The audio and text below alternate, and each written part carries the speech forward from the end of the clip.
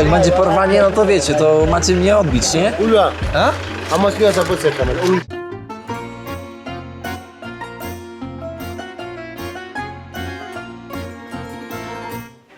Odcinek 5. Wchodzę do pokoju i się okazuje, że pani mi go posprzątała. Wiecie, jestem tutaj kilka dni, no i powiedziałem na recepcji, że nie chcę, żeby mi tutaj nikt sprzątał, bo i tak zaraz uciekam. A przychodzę dzisiaj, patrzę posprzątane i normalnie prawie zawał. Podchodzę do plecaka, czy komputer jest? Patrzę, jest. Wyciągnąłem, patrzę, dokumenty, pieniądze, wszystko jest, ładowarki, karty pamięci. Popatrzyłem, posprawdzałem, patrzę, że są. Ja pierdzielę. Mówię wam, myślałem, że tam wylewu dostanę. Wiecie, o co chodzi, nie? Jesteśmy w samym centrum CBD, Central Business Department, czyli no rozruba ostra. Kurczę, będę tęsknił chyba za tym widokiem, wiecie? Jakoś tutaj jest tak, jest czuć napięcie, jest tutaj, jest niebezpiecznie, nie ma co ukrywać, nie ma co tutaj, wiecie, pudrować, ale ma to swój klimat. Nagrywam wam to, żeby po prostu nie zapomnieć. No i co, słyszymy się kolejnego dnia, kiedy będę pewnie już wyruszać dalej z Johannesburga gdzieś na południe. Próbować, nie? Bo jak stąd wyjechać, to ja nie wiem. Poranek, śniadanie mistrzów. Ty, o masę to ja tutaj dbam. Kasza kukurydziana, kurczak w panierce, czyli zestaw iście tłusty, jak na początek dnia. Moi drodzy, dzisiaj uciekam z Johannesburga. Muszę już uciekać, bo jest tak zimno tutaj. Ogólnie jak pojadę na dół, to też będzie zimno. No ale pal go 8, jakoś przeżyję, żeby później pojechać trochę w górę i żeby było ciepło. Więc tak, no dzisiaj się zabieramy. Chcecie zobaczyć, co jest za oknem? Moja łyżeczka tytanowa, ale ona się sprawdza. Polecam. Podejdźmy, zobaczmy, co tam dzisiaj u naszych ziomków. Robota idzie. Dobrze jest, kurczę. Zobaczcie, tam był chyba szyb na śmieci. A nawet nie wiem, czy to był szyb na śmieci. O tutaj. O tu. Zawalone na tym poziomie. Niektóre okna są powybijane. Więc jak są powybijane, to prawdopodobnie nikt tam nie mieszka. Zwłaszcza zimą. Ze względu na to, że jest tak zimno. W nocy około zera. Czujecie? Zobaczcie ty. Albinoski. Wow, dawno nie widziałem albinosek. Bliźniaczek. Jednojajowe. Wow. To jest szok. Do tego jeszcze na śniadanie awokado. Pyk, pyk, pyk. Za złotówkę. Takie awokado złotówkę tutaj kosztuje na ulicy. No więc miękkie, więc na pewno dobre. Ale owaliłem awokado. Ale dawno nie jadłem tak dobrego. Trafiony, zatopiony. Wiecie, że ja w ogóle dzisiaj nie mam planu?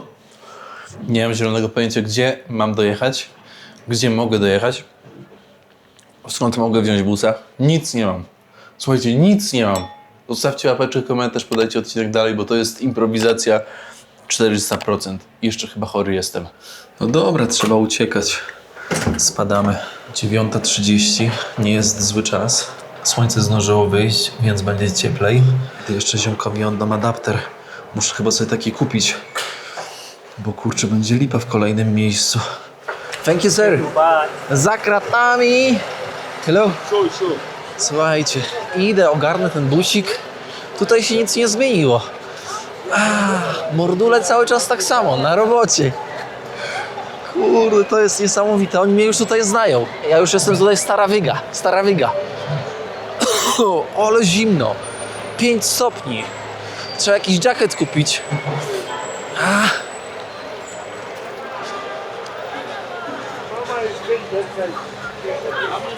Ale dziewczyny mają afro, co? Te włosy, te sprężynki, to naprawdę. To jest ten park. I to jest dość ciekawe w ogóle teraz, żeby tutaj się odnaleźć. Wpadniemy, zobaczymy. Tutaj chłopaki banany z Mali sprzedają. Nie z Mali, tylko z Malawi. Moje ziomki wczoraj kupowałem. O, i tutaj dopytam, czy mogę wyjechać z miasta na południe. No i ja wiem tyle, co wy wiecie. Czyli nic.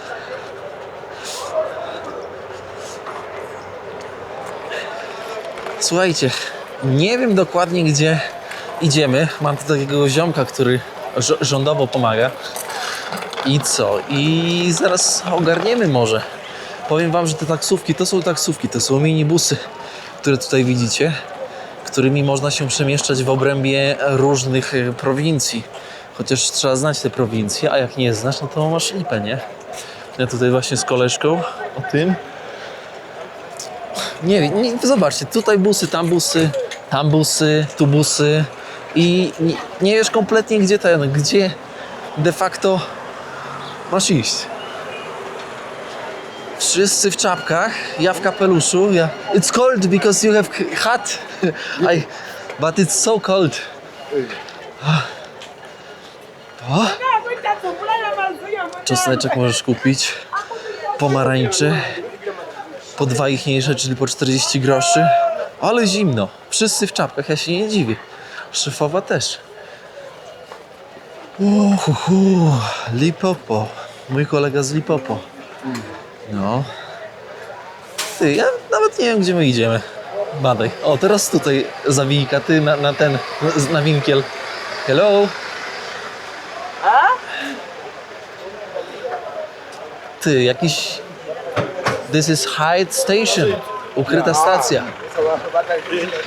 Ty, znaleźliśmy miejsce, gdzie mamy jechać. W sensie stoję teraz po bilet.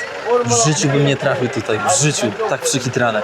Kolejka jedna do jakiejś jednej destynacji. Kolejka druga do innej destynacji.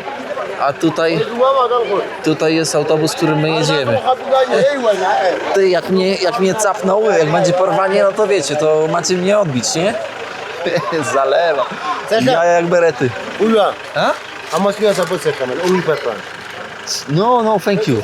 You as my brother, man. Huh? As my brother. I know you're sending me, you're Mr. Pantermerde.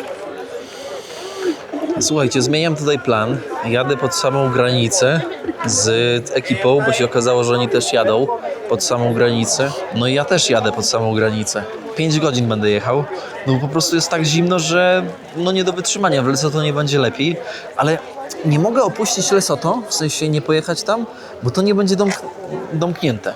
W sensie, bo ja sobie założyłem, że ja tam pojadę, więc ja tam pojadę, niezależnie czy zamarznę, czy zachoruję, to ja tam będę. To jest głupie, bo to mózg musi domykać pewne aspekty i w moim przypadku właśnie tak jest. Kolejka. Zobaczcie, jak przyjechał ziom. Za każdy taki bagaż się płaci. Słuchajcie, najlepszą fazę. Ty, wyobraźcie sobie, ziomeczek, tu z koleżkami jadę. Wyobraźcie sobie, że kupujesz bilet. Ja pod granicę z Lesotho kupiłem, bo ja tutaj zamarznę. I biletu nie dostajesz, czujesz? Na gębę. W sensie, no, na słowo, nie? Ale skąd ludzie wiedzą, że to kurde, że masz bilet? Nie wiesz. Nie wiem, jak to działa, człowieku. Na Bluetoothach chyba. Ty, ziomek w korach. Najważniejsze, żeby dobrze wyglądało. Debek?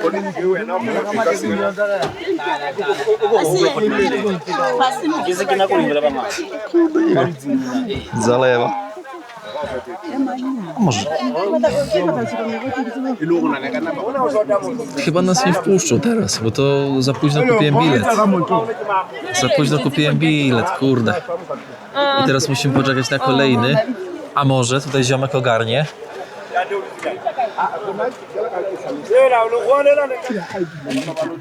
Wycieczka szkolna zapakowana z dziewczynami tutaj na ostatniej ławce, na ostatnim siedzeniu. Zobaczcie, ile tutaj ludzi, jaka kolejka. O, wyczytywanie imion, nazwisk.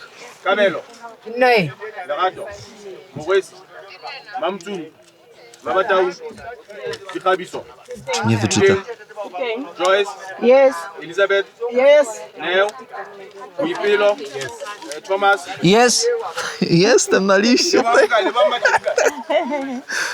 Ale jaja. Jedziemy, ty. Zbieranie za bagaż. Za bagaż się dodatkowo dopłaca. Jak się nie zbierze pełna kwota, to nie odjedziemy. Jest presja. Nie ma lekko. Zastanawiałem się, jak bagaże ogarną. Myślałem, że na dachu, ale nie, na dachu nic się nie daje. Do przodu, na pierwszych tych miejscach. Ale Ciekawe, to będzie taka ściana bagaży. Słuchajcie, za każdy bagaż płaci się chyba, jak dobrze zrozumiałem, 2 zł. Dodatkowo do biletu. Yeah, I'm here. Yeah, my bag is here. Yeah, I'm just putting on your thighs. Okay. Put it there. I'm not gonna just put it here. Yeah. No space here. Just put it here. Yeah. Put it here. It's Okay. very heavy. Yeah. No, zobaczcie, jak dzieciulko przypasane w czapeczce u szefowej. A tutaj jeszcze ładują do tego. Kurde, mówię, ciekawie będzie. Bilet na taką przyjemność 90 zł, ale będziemy jechać ponad 400 km. Badajcie. Przejście przeciwpożarowe? Zapomnij, my tutaj zginiemy, jakby coś się stało. Zobacz, tutaj jest zawalony cały ten korytarz. Ale by mandat był w Polsce, co? A napakowane, ty.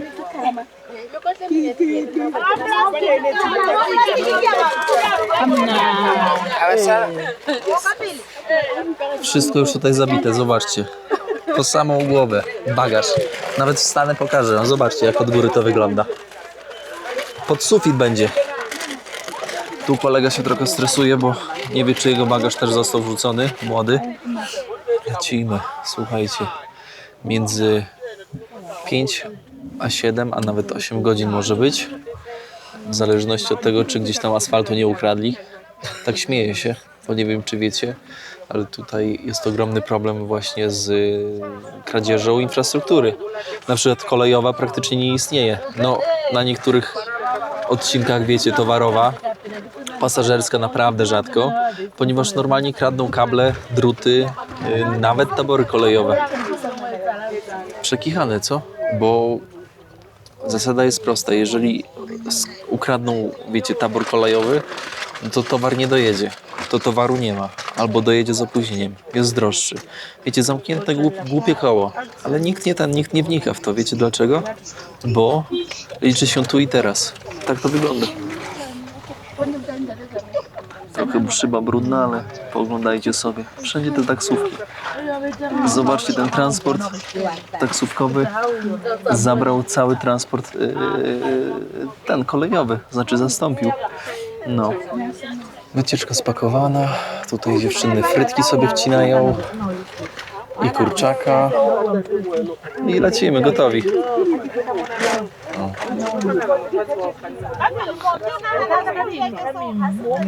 Chłopaki sobie czekają na coś, na żyćku.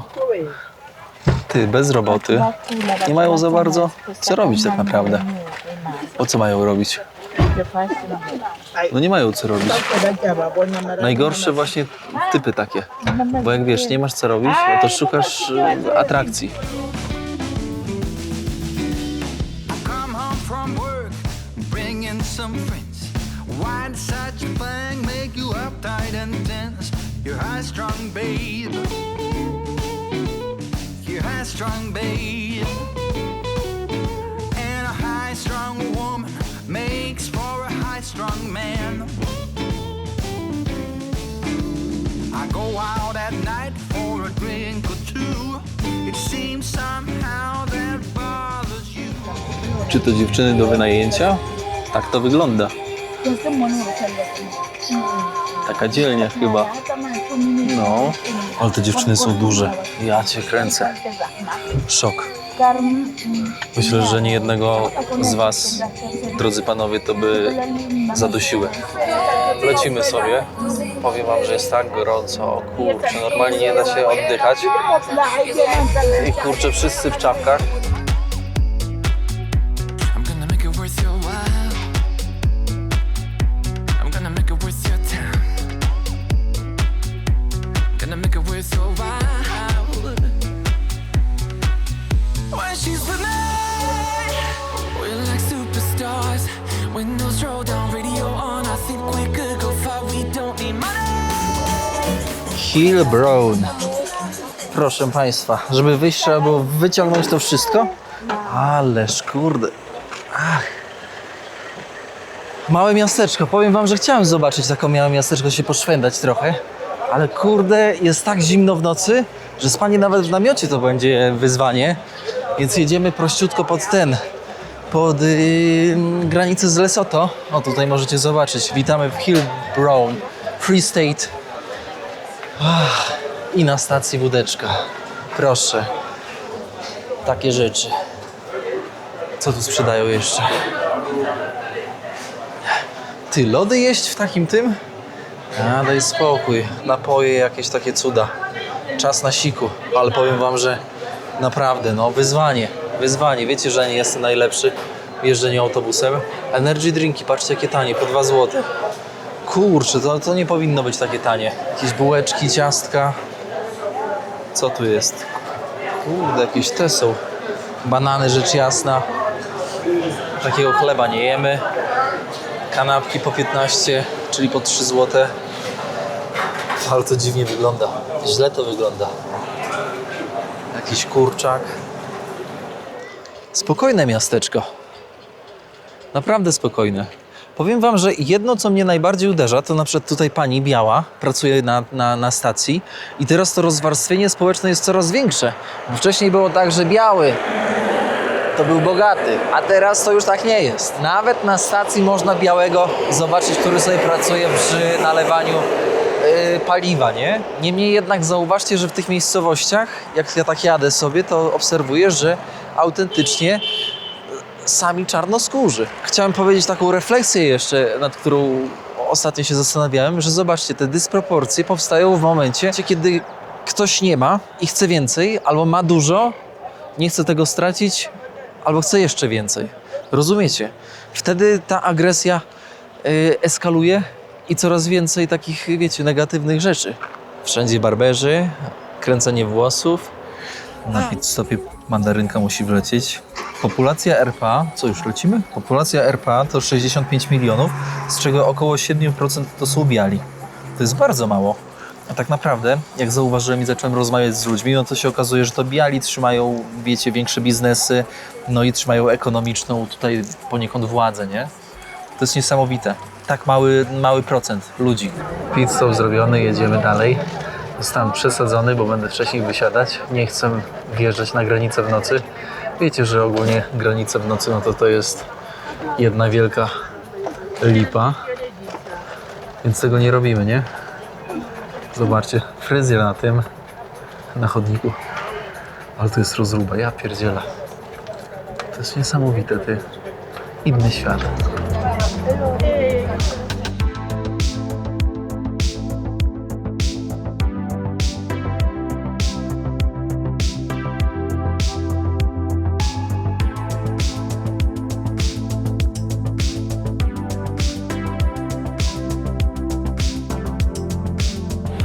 Kolejny pit stop. Słuchajcie, żeby nie skłamać, na każdym pit stopie, jak tylko wychodzę, to zawsze mnie pytają, czy coś im dam.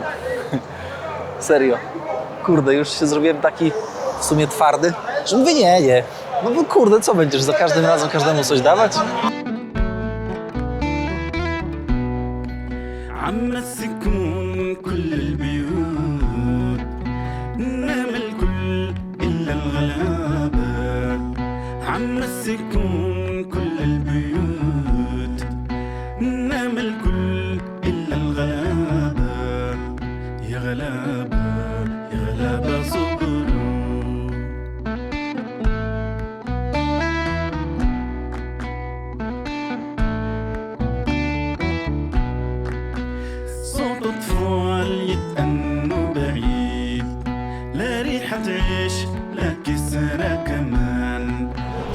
Ty, jaka furencja pojechała. Powiem wam, że no przejechaliśmy 400 km, ponad 400. Zajęło to około ponad 5 godzin 20 minut. Całkiem sprawnie, ale cały czas muza waliła tak na fest. Powiem wam, że aż normalnie po tym przejeździe to mi bania po prostu przejechała. W sensie, kurde, normalnie przejazd fest. Idę coś zjem, wypiję jakoś coś ciepłego. Może jakiś guesthousik się napatoczy. To jest mała miejscowość. Lady... What is the name of the city? Lady Brand. Ah, thank you so much, sir. Lady Brand. Zapomniałem, jak się miejscowość nazywa. No i może się napatoczy jakiś, wiecie, guest house'ik, żeby się tutaj, że tak powiem, za tego zapakować. Powiem wam, że tutaj trochę tak czuję się jak w Anglii, wiecie? Naprawdę. Taki sam design, no. W sensie design. Bardzo podobny. Taki angielski. Żebyście byli świadomi, nie mam gdzie spać dalej. Ale wypatrzyłem poczciwego KFC, żeby coś zjeść sprawdzonego. Więc wziąłem burgera, zaraz wam pokażę. Wziąłem jakiegoś, nie wiem jakiego, jakiegoś takiego, którego nigdy nie jadłem. Wziąłem ciepłą kawę. A coś takiego, no, co tutaj będę dużo opowiadać. Buła, ser i kawałek kurczaka. Zjem i idę coś poszukać do spania. Powiem wam, że normalnie 0 stopni na zewnątrz. Ale zimne. Jaki pikantny, ty. Nie jest źle. Ale gryzie w gardło. Ja chyba jestem przeziemiony. A dziwisz się? Dziwisz się w taką pogodę, mordo? Kolejna destynacja to będzie Lesotho. Ale to już na kolejnym odcinku pewnie. Teraz to jeszcze musimy przeżyć. Patrzcie, jak elegancko zrobione. A można powiedzieć, że na końcu świata to KFC. Pojadłem troszkę, przepraszam, nie byłem aż tak głodny, ale ciepły napój, powiem wam, że naprawdę bardzo dobrze zrobił. Ciekawe jest to, że to miasteczko Lady Brand to jest pewnego rodzaju taką stolicą, bo zauważcie, 15 km dalej jest stolica Lesotho, Mesure chyba, jak dobrze pamiętam, czy dobrze wymawiam. No i wyobraźcie sobie, że ekonomia Lesotho nie jest tak dobra jak ekonomia RPA, więc siłą rzeczy, moi drodzy, wielu zamożnych ludzi z tamtych okolic, z Lesotho, polityków, biznesmenów, mieszka właśnie tutaj. Blisko, mają lepsze warunki do życia, no bo tutaj jest naprawdę srogo. Tu jest wszystko. Słuchajcie, wszystko po prostu dosłownie, wszystko, czego człowiek zapragnie. Zobaczcie, nawet w centrum miasta jest salon Suzuki. Powiem wam, że już samo to mówi dużo, bo jeżeli nie byłoby popytu, no to nikt by tutaj takiego salonu nie ładował. No i ogólnie miasto wygląda bardzo dobrze, nawet na pierwszy rzut oka. Nie? Hello, brother. Siep. Mówi się siep. Jak chcesz powiedzieć cześć, pozdrowić. Co tam, mordo? Jak chcesz pozdrowić, to mówisz siep. Ciekawie. Ty, zobaczcie na to. Zobaczcie, tu się normalnie już miasto kończy. Tu się kończy. Tutaj taki śmietnik sobie zrobili. Jeden kościółek. Tam tak samo się już zaraz kończy.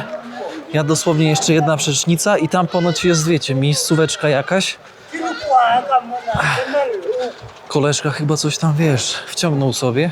Jedna przecznica w prawo i zaraz, wiecie, spróbuję podejść do jednego guest house'u, podpytać. Country Lodge. No to na pewno country. Tutaj, kurde, zasłony, muzyczka. Tutaj musi być rozruba dobra. Tu nie idziemy, mordo. Powiem wam, że niesamowite. Kolejny kościółek, ty. Bo tu widzicie, jak jest pieniądz w dzielnicy, to i kościółki się rozwijają. Ale to nawet i dobrze, bo pomimo wszystkiego, co gadacie, że tam religia, nie religia, to ja wam powiem jedno. Niezależnie co myślicie na temat religii, to religia trzyma ludzi w ryzach. Tego się nie da podważyć. Dlaczego tak mówię? Dlatego, że obserwuję to na różnych szerokościach geograficznych. I tam, gdzie nie ma religii, tam, gdzie nie ma zasad, bo religia to nic innego jak zasady, powtarzam to już naprawdę do umęczenia, no to naprawdę jest grubo. Teraz Zahara spotkamy z Pakistanu, a wiecie, że ja w Pakistanie to prawie rodzony. Zahar podpowiedział jakąś miejscówkę do spania za 1/3 ceny. Idę tam. Idę. Wiecie, jakie tutaj są drogie noclegi? 130, 150. To najtańsza półka. Średnio 180. Już takie droższe to po 200, nie? Za noc.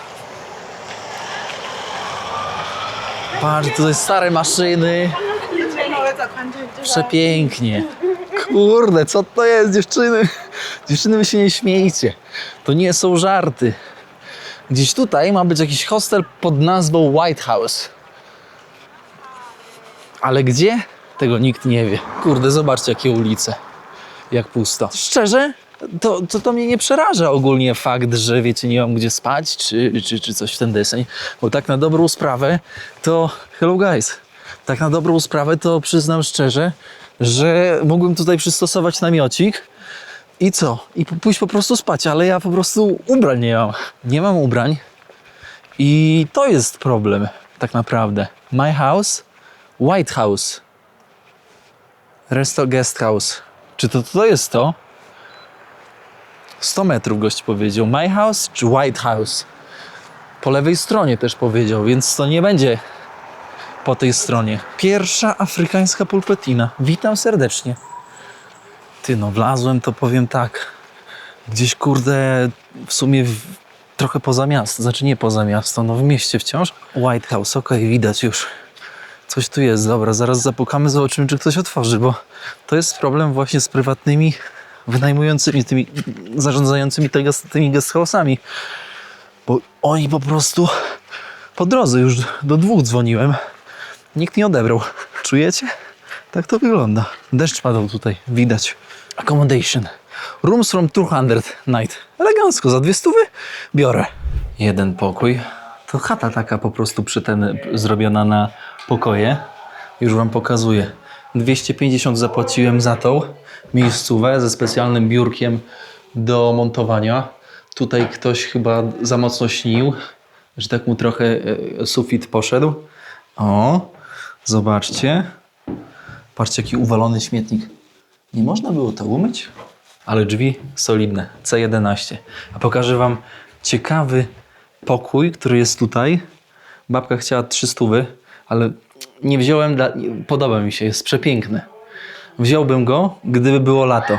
Ale wyobraźcie sobie, że jak jest teraz zima, no to niestety im większy pokój, tym zimniej, no bo no nie ma tutaj żadnego ogrzewacza czy coś. Nawet, słuchajcie, wanna jest. No, to jest klasa, co? Tutaj ukryta toaleta, o tak, z umywalką. No i zobaczcie, no, nawet jest woda bieżąca. Fajnie wygląda, ale niestety duża przestrzeń i będzie tutaj po prostu kosmicznie zimno. Więc nie ma co tutaj kombinować. Ty, ale żyrandol to mi się podoba. Jest kozacki, przekozacki. Inflacja i tutaj przyszła. Od października 2025 ceny podniesione. No zobaczcie, dużo podniesione, o 50, nie? No, taka sytuacja. No, ja jestem w najtańszym pokoju. W sumie ten z wanną to był za 300, to chciałbym zobaczyć, jak jest za 400. Pewnie jakiś wypasiony, nie? Na bank. Powiem wam szczerze, i to bardzo szczerze, że nie sądziłem, że będę dzisiaj w tym miejscu.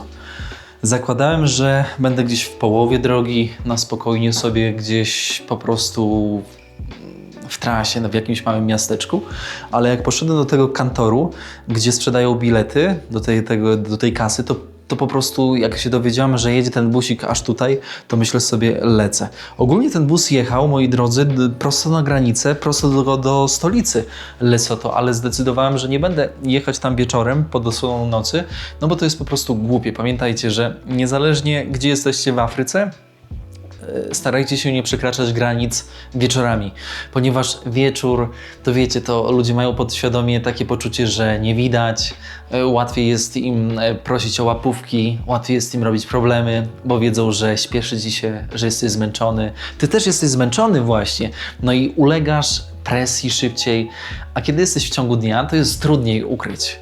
Trudniej, wiecie, po prostu dużo ludzi widać, więc ludzie sobie nie pozwalają tak często na takie wybryki, że tak powiem.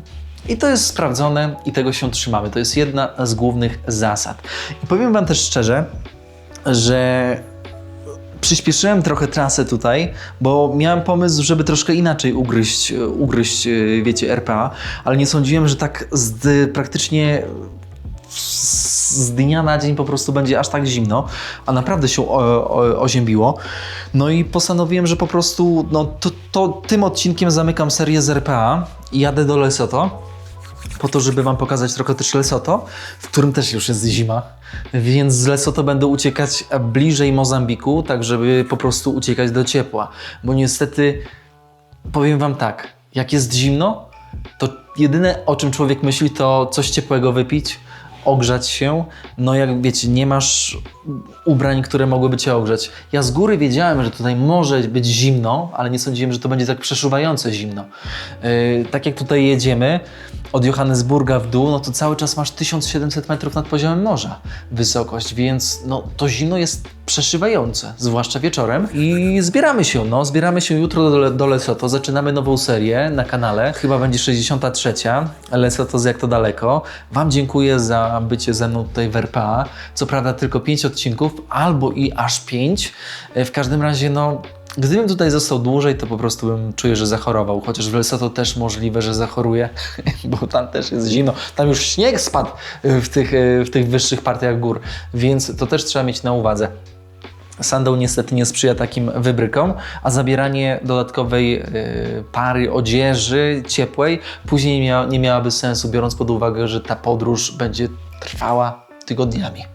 Więc jadąc w górę będzie tylko cieplej. I to jest właśnie paradoks. Kiedy chcesz zwiedzić Afrykę od równika w dół, kiedy jest okres zimowy, to te wszystkie kraje mają zarąbistą taką amplitudę dobową temperatur, że się przyjemnie podróżuje. Ale kiedy już całkowicie zjedziesz do samego dołu, do RPA, to w tym okresie zimowym tutaj jest po prostu cholernie zimno. Ale jak już podjedziesz wyżej, to tam jest przyjemnie. Jeśli bym przyjechał tutaj w okresie zimowym, kiedy jest zima u nas, a przyjechałbym tutaj, to by było lato, to w RPA byłoby gorąco, a nad RPA do równika byłoby jedno wielkie piekło. Uwierzcie mi, nie do wytrzymania po prostu w trasie. Więc no tutaj trzeba kombinować, no i szukać rozwiązania. Moi drodzy, ku podsumowaniu zmierzam już. Szanowni Państwo, podsumowanie, no. Ja bym powiedział, że RPA jest w 3 słowach: drogie, nieprzewidywalne i z napięciem. A może nieprzewidywalne i z napięciem to jest jedno, a może bardziej tutaj jeszcze bym dodał dystans. Ludzie są zdystansowani, mają cię głęboko w poważaniu. To nie jest tak, że wiesz, że ktoś do ciebie podejdzie, tak jak w innych krajach afrykańskich, sam się zainteresuje. Nie. Jesteś po prostu, bo jesteś. A jak cię nie ma, to też jest okej. Dystans, tak. Nieprzewidywalne jest taka mieszanka ludzi, taka po prostu ludzi, którzy próbują przetrwać, więc trzeba być na baczności. Ja tutaj jak jestem, to już trochę moja głowa się zmęczyła, bo ja cały czas muszę uważać. Mam takie przeczucie. Ja to czuję intuicyjnie, że po prostu cały czas musisz po prostu zważać, gdzie postawiłeś plecak, bo zaraz może on zniknąć. No i rzecz jasna, drogi kraj, nie ma co ukrywać. To jest kraj drogi do podróżowania. To nie jest kraj na budżetowe podróżowanie w żadnym wypadku. Co prawda jedzenie jest nieco tańsze niż w Polsce, ale wszystko inne jest po prostu drogie. Dobra, moi drodzy, kończę. Zrobiłem wam podsumowanie, lecę szybko, kupię wodę i siadam zaraz właśnie, moi drodzy, montować odcinek, bo tak naprawdę to jest moje biuro. Nie wiem, czy wiecie, ale odcinki, które oglądacie w ogromnej części są montowane w czasie podróży, w trakcie, więc to tak między wierszami dodaję, żebyście byli tego świadomi. No więc taka sytuacja. Zostawcie łapkę, komentarz, podajcie odcinek pocztą sandałową dalej. Dajcie znać koniecznie, jak tam się podobała seria z RPA. Krótka co krótka, ale jest. Moi drodzy, do usłyszenia, do zobaczenia w kolejnej serii, w kolejnym odcinku numer 1 właśnie z Lesotho. Trzymajcie kciuki, żeby mi sandał nie zamarzł. Cześć!